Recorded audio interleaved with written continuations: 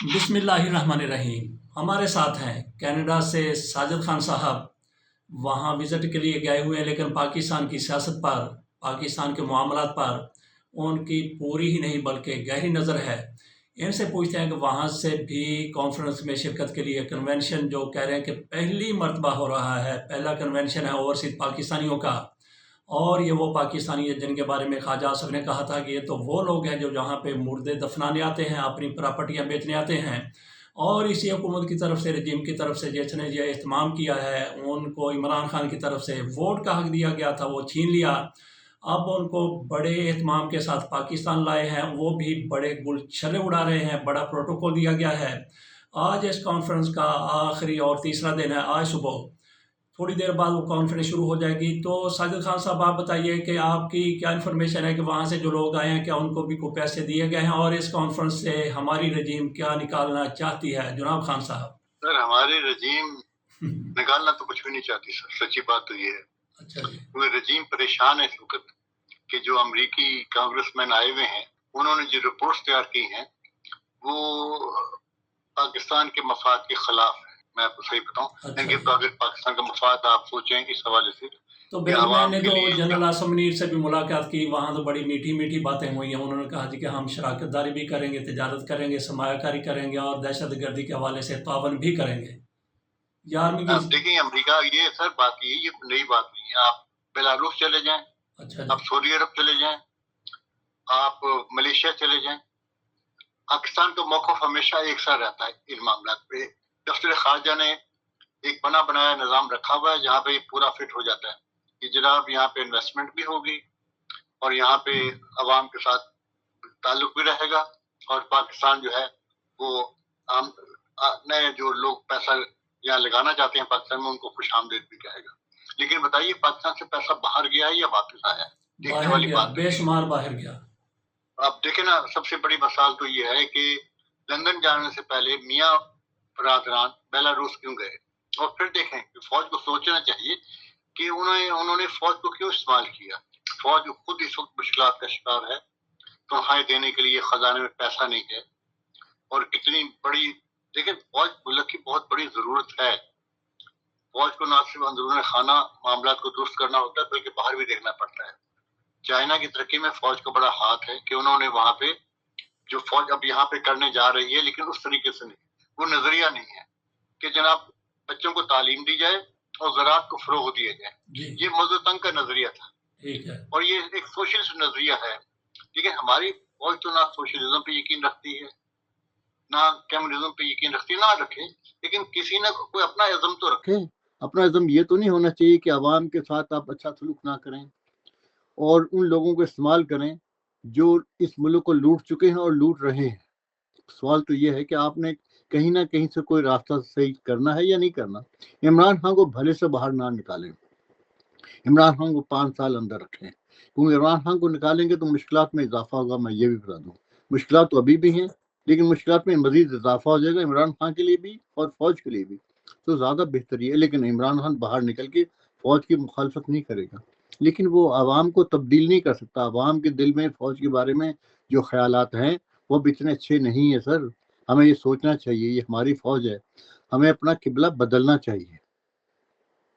नहीं, आपको कैसे अंदाज़ा हुआ कि ब्रेक में उनकी सरबराही में जो वफद पाकिस्तान आए वो तो चले गए वापस, बाकी 2 लोग यहीं पे हैं, वो पाकिस्तान के हक में, पाकिस्तान के खिलाफ रिपोर्टें दे रहे हैं? सर देखें, अमेरिका पाकिस्तान के हक में रिपोर्ट दे या पाकिस्तान के खिलाफ रिपोर्ट दे, अमेरिका को तो अपने मफादात से गर्ज है, सच्ची बात है। और इस वक्त अमेरिका का मफाद ये है कि पाकिस्तान जो है वो चीन से दूर हो जाए, हिंदुस्तान के करीब हो जाए, इसराइल को तस्लीम कर ले। और सऊदी अरब के बारे में क्या है कि सऊदी अरब ने क्योंकि इसराइल को तस्लीम कर लिया, इसलिए हम भी कर रहे हैं। और फिर पाकिस्तान ये भी कहने को तैयार हो जाएगा कि भाई क्या करें, हमारा तो दीन एक है, पहले उनके यहाँ पैगंबर आए, उसके बाद हमारे यहाँ पैगंबर आए। हमारे यहाँ तो सर इस किस्म की कालाबाजियाँ लगाने का बहुत हमें शौक भी है और तजर्बा भी है। अच्छा खान साहब, वो बात तो हमने शुरू की थी जो कॉन्फ्रेंस ओवरसीज पाकिस्तानियों की हो रही है, वहाँ से जो लोग आए हैं, किसी से आपकी मुलाकात है? वहाँ से आने वालों को ये भी कहा जाता है कि यहाँ पे उनके अखराजात उन्होंने किराया शराया उन्होंने हुकूमत ने दिया है, रजीम ने दिया है।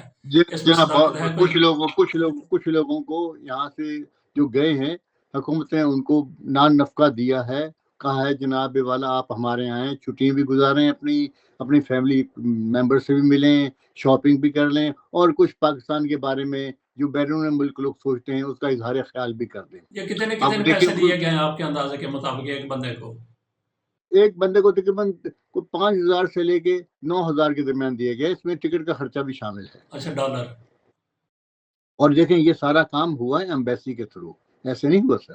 ایمبیسی نے باقاعدہ لسٹیں بنائی ہیں، اور ہمارے جو ایمبیسی میں لوگ ہیں جو فوج سے بھی تعلق رکھتے ہیں اور عوام کے اندر گھولے ملے بھی رہتے ہیں، ان کی مدد سے لسٹیں بنائی گئی۔ لیکن پھر خرابی ہمارے یہاں یہ ہے کہ لسٹیں اچھی بھی بن سکتی تھی، لیکن ہمارے یہاں معاملہ یہ چلتا ہے ریفرنس کا، جو ساری دنیا میں چلتا ہے، لیکن اچھا ریفرنس ہوتا ہے۔ اس میں یہ نہیں دیکھا گیا جو لوگ گئے، اب دیکھیں جو لوگ وہاں پہ کانفرنس میں شرکت کر رہے ہیں ان میں سے کتنے ایسے لوگ ہیں جن کی یہاں پہ امریکہ کے اندر کوئی اہمیت اور حیثیت ہے، ڈاکٹروں کے حوالے سے، انجینئرنگ کے حوالے سے، انویسٹمنٹ کے حوالے سے۔ دیکھنے والی بات تو یہ ہے نا۔ تو اس کانفرنس کی کامیابی کے کتنے امکانات ہیں، اور حکومت چاہتی کیا تھی؟ میں نے پہلے بات کی ہے کہ یہ وہ لوگ ہیں جن کے بارے میں خواجہ آصف کیا کہتے ہیں، اور حکومت نے ووٹ کا حق چھین لیا تھا۔ آخر ان پر پیار آ گیا حکومت کو تو کیسے آ گیا؟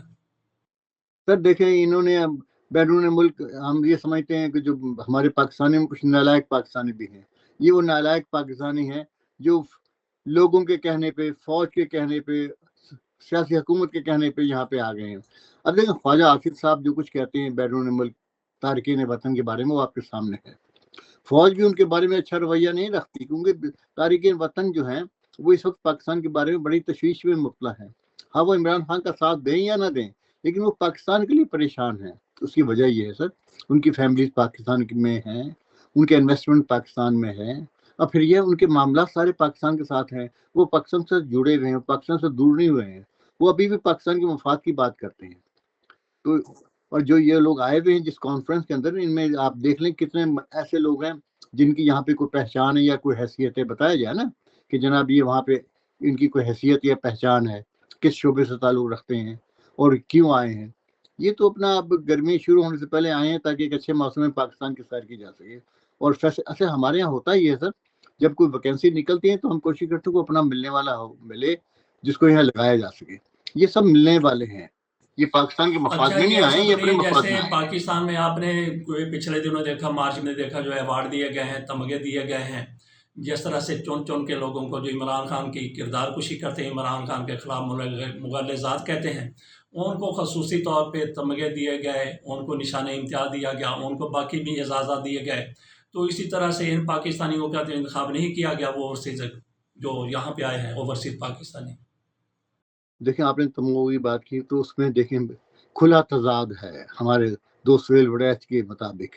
سہیل وڑیچ صاحب جب لکھتے ہیں اپنے کالموں میں، پاکستان کے مفاد کے حوالے سے بات کرتے ہیں تو پاکستانی عوام کا مفاد کا خیال نہیں رکھتے۔ اب دیکھیں سہیل صاحب کتنا اچھا نام ہے، لیکن ان کے لکھائی سے ڈر لگتا ہے سر۔ اس کی وجہ یہ ہے کہ وہ مفاد پرستانہ بات کرتے ہیں، وہ ایسی بات کرتے ہیں جو پاکستان کے مفاد میں نہیں ہے، ان کے اپنے مفاد میں۔ دیکھیں سہیل وڑیچ صاحب جو کچھ کما رہے ہیں، اتنا کوئی دوسرا صحافی کما سکتا ہے؟ بات پھر دور نکل گئی۔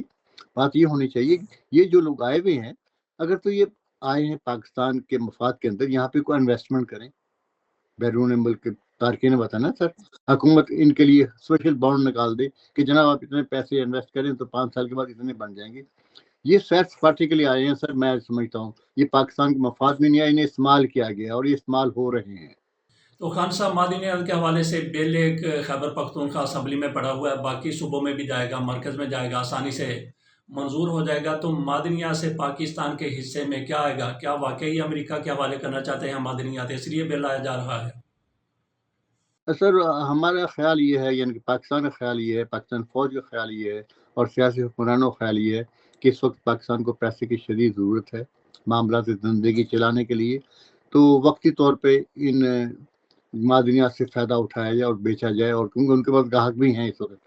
لیکن پریشانی صرف یہ ہے کہ اگر آپ جو کچھ بیچیں گے اس میں پاکستان کا حصہ کتنا ہوگا اور ان کا حصہ کتنا ہوگا، یہ تشویشناک بات ہے۔